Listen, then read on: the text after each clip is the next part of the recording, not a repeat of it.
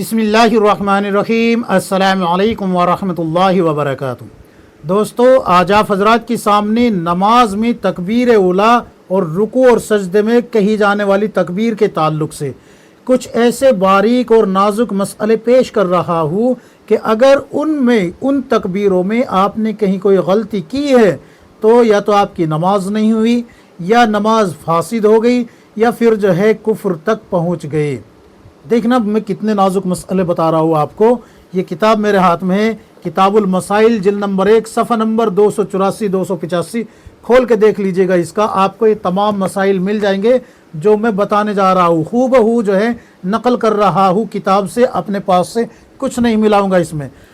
मेरे अजीज़ साथियों, नमाज अल्लाह का बेहतरीन तोहफ़ा है, रसूलुल्लाह सल्लल्लाहु अलैहि वसल्लम की आँखों की ठंडक है, अल्लाह से लेने का ज़रिया है।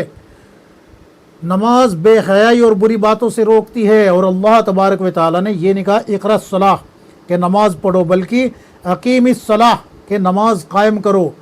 कायम करने से मुराद क्या है कि फ़राइज़, वाजिबात और सुन्नत, मुस्तहबात, इन सब की रियायत रखते हुए, शराइत की रियायत रखते हुए नमाज को अदा किया जाए, खुशू और खुजू से नमाज पढ़ी जाए, तब जाके जो है नमाज का हक़ अदा होता है। तो इसमें चंद गलतियाँ हमसे ये होती है, हम मुसलमानों से, चाहे वो इमाम हो या फिर चाहे मुक्तदी हो, अमूमन ये गलती हो जाती है, चाहे वो जानबूझ के की गई हो या फिर जो है गलती से की गई हो, होती है। तो सबसे पहले हम एक गलती को हाईलाइट करते हैं, वो क्या है कि अगर इमाम को कोई शख्स रुकू में पाए और वो नमाज में शामिल हो रहा है आके, तो वो क्या गलती करता है कि वो तकबीर तहरीमा कहने के बजाय सीधा हाथ उठाएगा, अल्लाहु अकबर, और रुकू में चला जाएगा। तो इसने तकबीर तहरीमा नहीं कही है, बल्कि इसने रुकू की तकबीर कही है। क्या कही है? रुकू वाली तकबीर कही है। और चूँकि तकबीर तहरीमा से पहले रुकू की तकबीर कही है, तो तकबीर तहरीमा फ़र्ज़ थी और रुकू की तकबीर सुन्नत है। तो तकबीर तहरीमा ना कहने की वजह से इसकी नमाज शुरू ही नहीं हुई। लिहाजा अगर ये इमाम के पीछे 4 की 4 रकत भी पा लेता है, मगरिब की 3 रकत भी पा लेता है, फजर की 2 रकत भी पा लेता है, यानी कि जो भी नमाज पढ़ रहा है उसकी ये फ़र्ज़ सारी रकत पा लेता है, फिर भी इसकी नमाज नहीं हुई। क्यों? इसलिए कि शुरू का एक फ़र्ज़ तकबीर तहरीमा इसका छूटा हुआ है। एक मसला तो ये। एक और यहाँ बात समझने की है, अगर इसने तकबीर तहरीमा अल्लाहु अकबर तो कहा, लेकिन इस तरीके से कहा कि अल्लाहु, यहाँ तो इतना कह दिया, अकबर रुकू में कहा इसने अल्लाहु अकबर ऐसे कहा, तो भी इसकी नमाज शुरू नहीं हुई। क्यों? इसलिए कि तकबीर तहरीमा मुकम्मल क़याम की हालत में कहनी होती है। अच्छे से ज़हन नशीन कर लीजिए मेरा बताया हुआ ये मसला जो मैंने किताब से नकल किया है। तो अगर आपने कभी ऐसी गलती की है तो आपकी वो नमाज नहीं हुई, उसको लौटा लीजिए। दूसरा मसला ये कि अगर इमाम से पहले मुक्तदी की तकबीर तहरीमा ख़त्म हो जाए, तकबीर तहरीमा मुक्तदी की इमाम से पहले ख़त्म हो जाए, मसलन बहुत सारे लोगों को ये होता है कि भाई हमें तकबीर तहरीमा से, यानी कि तकबीर उला से नमाज पढ़नी है, तकबीर उला से नमाज पढ़नी है, और इमाम इतना खींच के कह रहा है अल्लाहु अकबर, ऐसे कहा इमाम ने, लेकिन मुक्तदी क्या करता है अल्लाहु अकबर। तो इमाम साहब तो अभी अल्लाह इतना ही कह रहे हैं और मुक्तदी ने हु अकबर तक कह दिया, अल्लाहु अकबर ऐसे पूरा कर दिया, और इमाम साहब की अभी अल्लाहु अकबर मुकम्मल भी नहीं हुई थी। तो इन साहब की भी नमाज नहीं हुई। क्यों? इसलिए कि मुक्तदी ने तकबीर तहरीमा इतनी जल्दी कह ली कि इमाम की अल्लाहु अकबर का कोई जुज़ बाकी था, तो मुक्तदी की नमाज शुरू नहीं हुई। अज़्सर नो तकबीर कहकर नमाज शुरू करे, उसमें दोबारा से शामिल हो, इसलिए कि इमाम के नमाज में दाखिल होने से क़बल मुक्तदी का कोई अमल मोतबर नहीं है।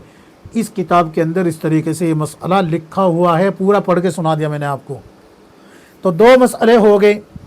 अब तीसरा जो है ये बड़ा नाजुक है, बड़ा ख़तरनाक है। इसमें जो है हम सब को अल्लाह से डरना चाहिए। डरना तो सारों में ही चाहिए, लेकिन इसमें खुसूसन डरना चाहिए। क्यों? क्योंकि इंसान जो है ना गफलत से आजकल अल्लाह की इबादत कर रहा है। अल्लाह हिफाजत फरमाए اتنی غفلت ہے کہ اس کو یہی پتہ نہیں لگتا کہ اس نے پڑھ کیا لیا ہے۔ تو اگر یہ غلطی ہوتی ہے، دیکھیے رکوع کی تکبیر ہو، سجدے کی تکبیر ہو، رکوع سے سر اٹھانے کی تکبیر، سجدے سے سر اٹھانے کی تکبیر ہو، یا پھر تکبیر تحریمہ ہو، یا رکوع سے جو ہے سجدے کی طرف جاتے ہوئے اللہ اکبر کہنے والی تکبیر ہو، اگر آپ کہیں بھی یہ غلطی کرتے ہیں اللہ اکبر کہنے میں تو آپ کی نماز بھی فاسد ہو جائے گی، چاہے وہ آپ نے جان بوجھ کے کی ہے یا انجانے پن میں کی ہے، اور اللہ حفاظت فرمائے اگر جان بوجھ کے کی ہے تو ایمان بھی ختم ہو جائے گا، کافر ہو جائے گی۔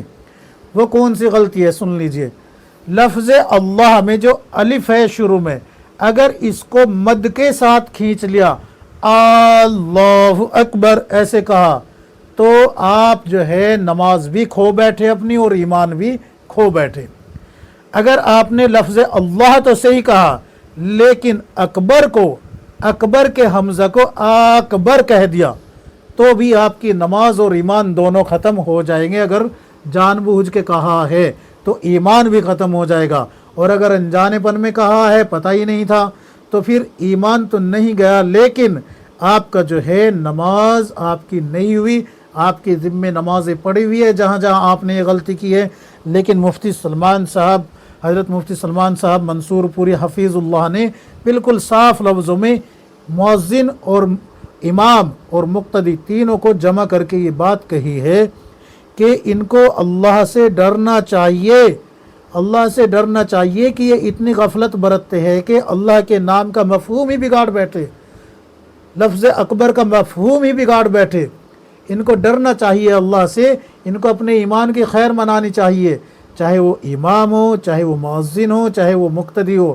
امام جو ہے کئی دفعہ یہ ہوتا ہے کہ یہ اپنی آواز کو اچھی اور مزین کرنے کے چکر میں اس طریقے سے جو ہے تکبیر تحریمہ یا رکوع اور سجدے کی تکبیر کہہ بیٹھتا ہے۔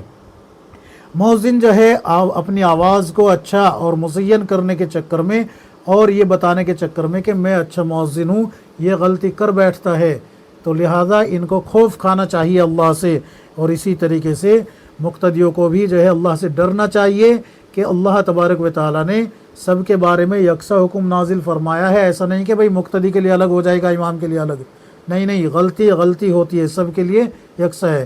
یہ تمام مسائل جو میں نے آپ حضرات کے سامنے پیش کیے، کتاب المسائل جلد نمبر 1 صفحہ نمبر 284 285 کھول کے دیکھیں، آپ کو تمام مسائل مل جائیں گے۔ اللہ تبارک و تعالی کہنے سننے زیادہ عمل کی توفیق عطا فرمائے، ہم سب کو کتاب و سنت کے مطابق زندگی گزارنے کی توفیق عطا فرمائے، آمین یا رب العالمین۔